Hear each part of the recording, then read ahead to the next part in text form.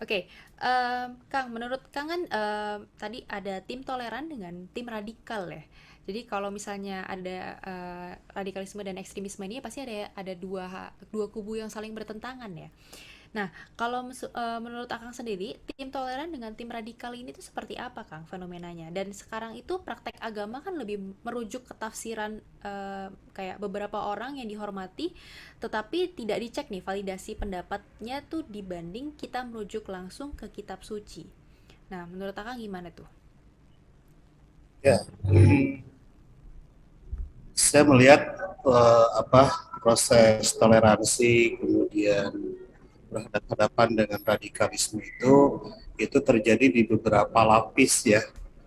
Setelah mendengarkan dua pembicara barusan dari Malaysia, memang ada banyak hal yang terlibat. Jadi tadi tadi saya lihat begini, itu sebagai gejala sosial, radikalisme itu juga toleransi itu, tapi juga gejala individual itu soal cara keberagamaan, dan tapi juga ini adalah fenomena politik. Jadi menurut saya penting memasukkan unsur-unsur politik dalam diskusi kita ya. Seperti misalnya tadi yang Anzela tanyakan, apakah preferensi keagamaannya yang salah gitu ya. Nah, itu kan preferensi keagamaan itu bagaimana seseorang mengakses informasi. Nah, agar seseorang mengakses informasi dengan benar, saya kira butuh butuh kebijakan politik yang juga baik. Seperti itu yang tadi yang dicontohkan, ada isu-isu favoritisme itu. Sekelompok orang boleh menyebut Allah, tapi sekelompok orang tidak boleh. Nah, itu kan gejala politik yang tidak baik, itu diskriminatif. Jadi menurut saya politik juga bisa mendorong keberagaman individual dan keberagaman sosial masyarakat jadi radikal atau tidak jadi radikal. Jadi saya sepakat dengan Bung Aiziat dan Bung Yo bahwa apa namanya ini terkait banyak hal dan ada beberapa layer gitu. Nah, jadi kalau pertanyaan Azela apa yang harus dilakukan, ya treatmentnya juga di beberapa layer itu. Secara individual beragama harus mencari guru yang benar seperti yang diajarkan oleh Bante. Kalau di dalam Islam ya seperti yang diajarkan oleh Gus Dur, seperti yang diajarkan oleh tokoh-tokoh yang mengajarkan perdamaian. Gitu. Nah, tapi kan sekarang di zaman ini zaman medsos. Ininya di mana apa filternya? Ya filternya secara individual di diri sendiri, tapi secara regulasi negara harus hadir. Jadi kalau negara membiarkan hate speech, membiarkan dominasi agama tertentu, saya kira akan subur apa yang disebut dengan radikalisme. Makanya bagi para peneliti, pasti Bung Aiziat juga tahu, ada dua istilah Azela, intoleransi dan pelanggaran HAM. Kalau yang melakukannya saya, warga negara biasa, itu disebutnya intoleransi. Tapi kalau yang melakukannya negara, tadi praktek-praktek yang disebutkan itu ya, itu bukan intoleransi, tapi itu pelanggaran HAM. Hak apa? Hak beragama. Karena seharusnya negara datang menjadi mediator, menjadi mediasi bagi banyaknya umat beragama yang ada di suatu negara. Jadi saya melihat fenomena itu ya dari beberapa layar itu hasil layar individual, layar sosial, dan layar politik. Gitu. Hmm. Nah, ya, Kang, kalau tadi dari pertanyaan saya, Kang, eh kalau misalnya kita sekarang itu kan praktek beragama tuh lebih merujuk itu kita malah jadi kayak hanya mendengarkan dari seseorang yang kita percaya, yaitu pemuka agama gitu, tapi tanpa kita mengecek atau membandingkan langsung ke kitab suci. Nah, menurut Kang Wawan sendiri itu kita perlu nggak? Contohnya Uh, bagaimana?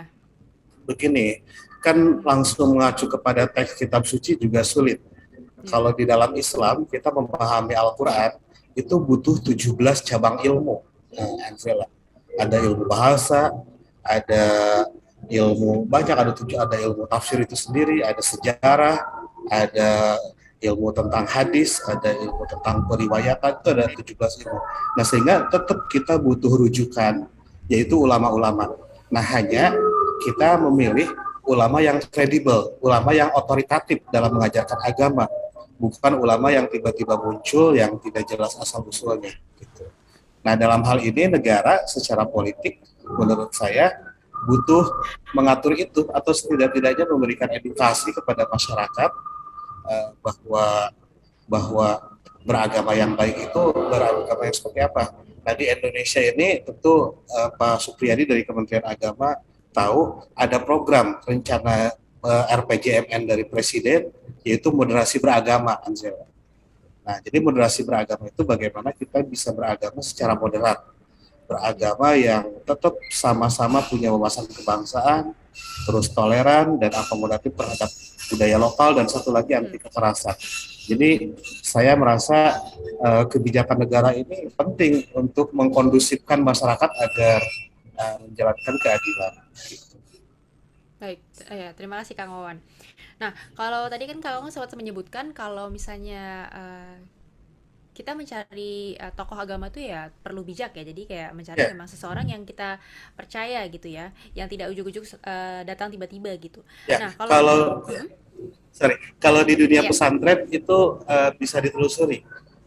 Guru kita dulu gurunya di mana, terus gurunya siapa, itu ada silsilah keilmuan. oke. Itu Mhm, mhm. salah satu yang bisa kita lakukan dalam mengecek sumber. Iya, ya. Oke, baik, Kang. Ya, berarti dari diri kita sebagai umat beragama juga harus wise ya, dan, bijak untuk memilihnya. Nah, kalau Ya, menurut dari ya gimana, Kang? ya dan selain itu Tuhan juga menganugerahi kita akal pikiran, Iya, sehingga ya butuh beragama secara kritis.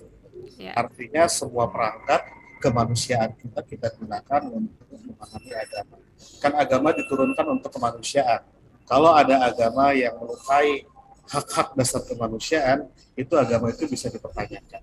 Karena sekarang ini banyak atas nama agama melakukan kekerasan terhadap perempuan, atas agama melakukan kejahatan terhadap kelompok agama lain. Ya. Nah, maksud saya tapi tetap relevan ya antara sikap beragama kita dan dukungan kebijakan politik saya kira. Maksudnya agar diskusi ini relevan satu sama lain, Anzela. Iya, betul. Iya, Kang. Iya, baik. Terima kasih, Kang.